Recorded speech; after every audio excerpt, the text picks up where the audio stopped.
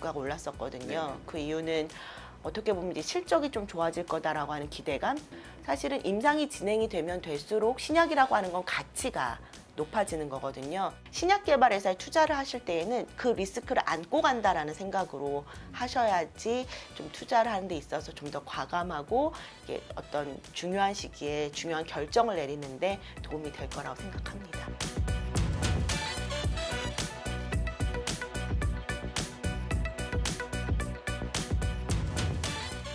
시청자 여러분 안녕하십니까? 오늘 소통은 하반기 제약바이오 업황 전망을 위해서 하나금융투자에 나와 있습니다. 자, 제 옆에는 지난 5월 초에 한미약품 리포트로 제약주 부흥을 일으켜주신 이 하나금융투자의 선민정 연구원 나와 계십니다. 안녕하십니까? 네, 안녕하세요. 네, 반갑습니다. 꼭 한번 제가 만나 뵙고 싶었었는데 워낙에 그 5월 초에 그 한미약품 리포트로 이제 다시 한번 볼 시점이 왔다라는 제목의 리포트 내시면서 아주 그냥 그간에 침체되어 있던 제약주 분위기를 좀 띄워주셨기 때문에 제가 좀 찾아뵙고 싶었었는데 하지만 당시 그 분위기를 보면 5월 초반만 해도 한미가 뭐 거래도 별로 없었었고요. 주가도 뭐 최악 수준이었었는데 당시에 좀 그렇게 그 한미약품을 좀 긍정적으로 분석해 주셨던 근거부터 좀 먼저 들어보고 싶은데요. 예. 당시에 사실은 한미약품이 굉장히 오랜 기간 동안 29만 원에서 30만 원이라고 하는 그 바닥을 다지고 있는 시기였어요. 네네. 그런데 사실은 트리거가 됐었던 거는 4월 28일 날 사노피가 실적 발표를 하면서 한미약품으로부터 가져갔었던 에페글레나타이드의 임상 3상을 4분기에 한다라고 하는 그 내용이 그 사노피의 실적 보고서 안에 있었습니다. 네네. 사실은 그거는 다른 말로 하면은 시장에서는 이제 랩스 기술은 모두 다 안 되는 거 아니야라는 부정적 인식과 그리고 사노피에 유일하게 남아있는 거죠. 현재 에페글레나타이드는 결국에는 반환될 것이다라고 하는 우려가 사실 시장에 팽배되어 있었는데 네네. 사실은 그거를 기점으로 랩스가 잘 될 수도 있겠구나 하는 기대감을 좀 반영했었고요. 그리고 사실은 어떻게 보면 전반적인 시장 분위기가 당시에 2월에서 3월 초에 상위 제약사로는 이제 종근당 유한양행 그때 당시 주가가 올랐었거든요. 네. 그 이유는 어떻게 보면 이제 실적이 좀 좋아질 거다라고 하는 기대감. 근데 막상 실적 발표 이제 4월 말에 있었죠. 그럼 이제 주식 시장은 기대가 실현화되면은 사실은 오히려 이제 매물이 나오거나 뭐 네. 이런 식으로. 근데 그때 당시 어떻게 보면은 아무도 주목받지 않았던 한미약품에 대해서 시장에서도 서서 이제 관심이 생겼었던 시점이었습니다. 그래서 이제 저는 이제 그런 의견들을 모아서 다시 한번 좀 한미약품을 보자. 그리고 사실은 한미약품이 시장에 많은 어떤 기대감을 준 것과 동시에 기대감을 또 없앤 회사기도 하고 그렇죠. 신뢰성이 많이 떨어진 회사이기도 합니다만 기술적으로 봤을 때 사실 기술에 큰 하자가 있는 회사는 결코 아니거든요. 결국에는 제약바이오주는 그 기반에는 기술이 있어야 되기 때문에 롱텀하게 봤을 때 한미약품의 가치는 여전히 충분히 있다라고 생각을 합니다. 그래서 또 하나 좀 여쭤보고 싶은 것이 지금 잠깐 말씀해 주셨지만 그 랩스커버리 기반의 그 에페글레나타이드 이런 기술들이 하반기 내내 좀 어떤 그 한미약품의 모멘텀이 될 수 있을까요?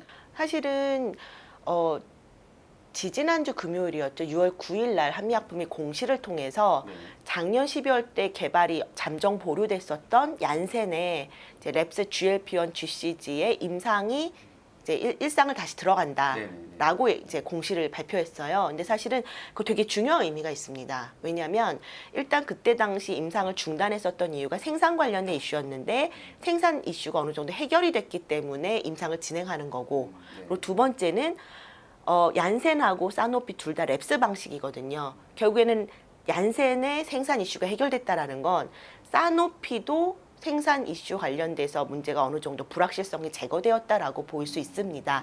다만 말씀드릴 수 있는 건 사노피의 에페글레나타이드가 정말 임상을 갈지 안 갈지는 사실은 아무도 모릅니다.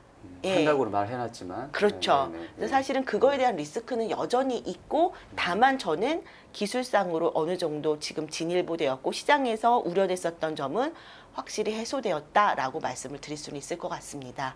그리고 랩스 이외의 한미는 사실은 2015년도에 맨 처음 기술 이전되었었던 일라이릴리 류마티스 관절염, 그리고 제넨텍 마지막에 기술 이전됐었던 대규모 기술 이전이었죠. 항암제. 그 두 개가 현재 지금 임상이 뭐 아주 무난하게 잘 진행이 되고 있어서요. 네네. 사실은 임상이 진행이 되면 될수록 신약이라고 하는 건 가치가 높아지는 거거든요. 결국에는 어떻게 보면 저는 이렇게 마무리 한미는 짓고 싶은데요. 시간은 한미의 편이다. 예, 시간이 지날수록 가치는 더 상승될 거라고 보고 있습니다. 하반기에도 이렇게 한미약품뿐만이 아니라 이렇게 어떤 임상이 뭐 재개된다든지 아니면 새롭게 시작된다든지 또는 이제 기술 수출할 수 있는 어떤 유망한 제품을 갖고 있는 그런 제약사가 좀 있을까요?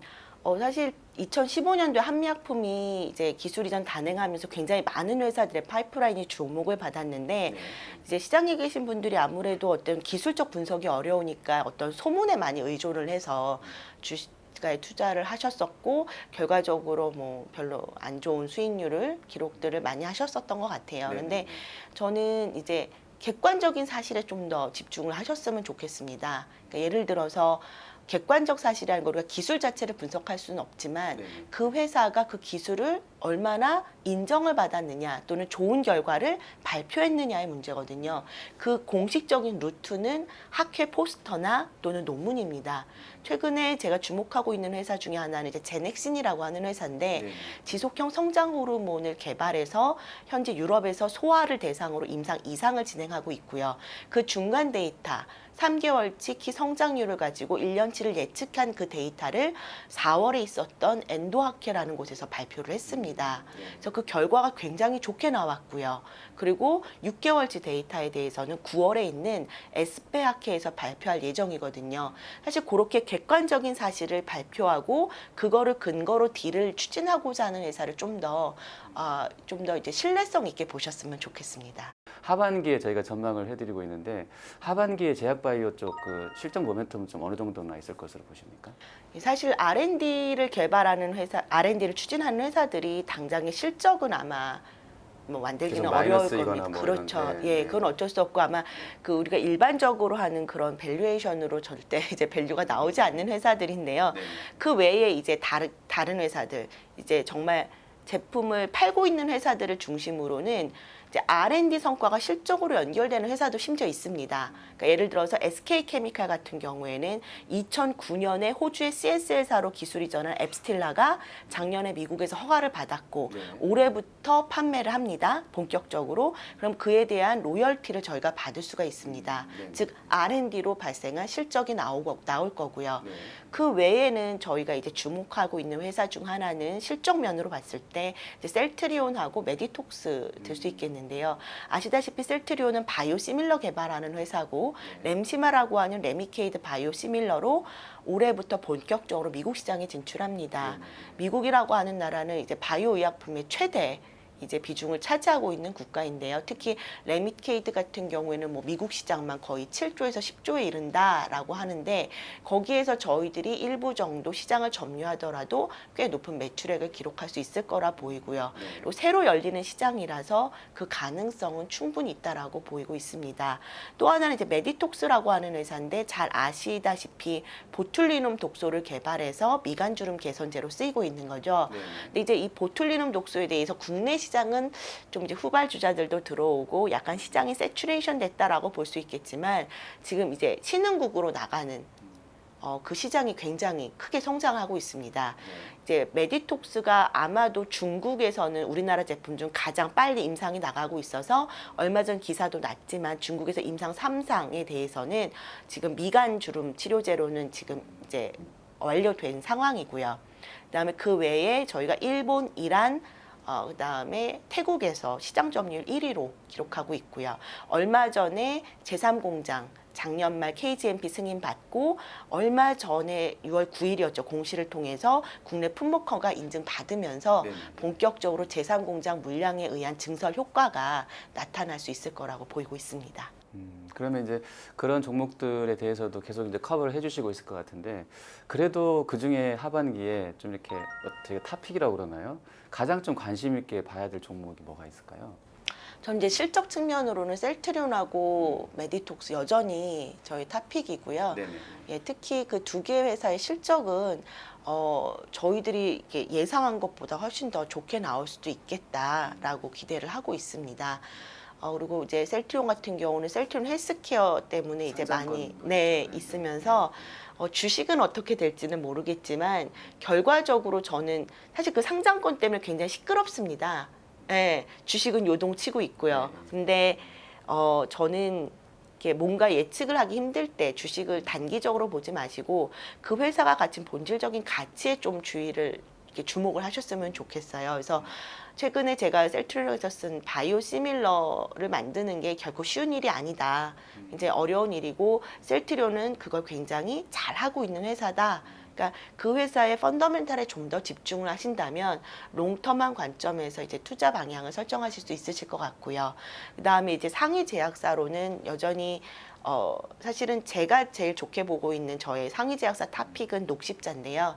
예, 아무래도 리스크를 안고 간다는 점에서는 한미약품이 리스크를 안고 가야 되지만 업사이드에 대한 포텐셜은 제일 높을 수 있다라고 볼 수 있겠지만 녹십자 같은 경우는 이제 향후 혈액제제 공장에 대한 증설 이펙트가 2019년도부터 본격화될 거고 그 시작점은 올해라고 보입니다. 예, 거기 캐나다 공장에서 생산해서 미국에 팔 IVIG에 대한 승인이 관한 그런 어떤 이벤트가 올해부터 발생을 해서요. 그래서 녹십자라고 하는 회사도 롱텀, 장기적 관점에서는 한번 꼭 보셔야 될 회사라고 보이고 있습니다. 네. 자, 그러면 마지막으로 우리가 이제 하반기에 투자하실 때 제약바이오 업종 투자하실 때 좀 주의해야 된다, 뭐 리스키한 요인이 있다 하면 좀 어떤 게 있을까요? 저는 이거는 하반기에만 국한된 건 아니고 전체적으로 제약바이오는 모두 다 리스크한 종목입니다. 그래서 밸류에이션이 높은 실적이 거라고. 안 나와서 그런 건가요? 예, 그게? 그보다는 이제 R&D에 대한 투자 그러니까 개발 실패. 그런 가능성이 예, 있기 그렇죠. 때문에. 예, 작년에 저희가 올무티닙에서 봤었던 게 굉장히 특이한 케이스가 아니라 굉장히 일상적인 모습입니다. 누구나 신약 개발. 그럴 수 있는 그렇죠. 예, 저희들이 이제 그거를 좀 교훈을 삼아서 신약 개발 회사에 투자를 하실 때에는 그 리스크를 안고 간다라는 생각으로 하셔야지 좀 투자를 하는 데 있어서 좀 더 과감하고 이게 어떤 중요한 시기에 중요한 결정을 내리는데 도움이 될 거라고 생각합니다. 네, 알겠습니다. 오늘 말씀 잘 들었습니다. 네, 감사합니다. 네. 네, 하나금융투자 선민정 연구원은 하반기 제약바이오 업황 긍정적으로 보고 계신 것 같습니다. 비중 확대 의견 여전히 유지하고 있고요. 관심주로는 셀트리온과 녹십자, 또 메디톡스 주셨습니다. 투자에 참고해 보시길 바라고요. 저는 한 달 후에 다시 찾아뵙겠습니다. 고맙습니다.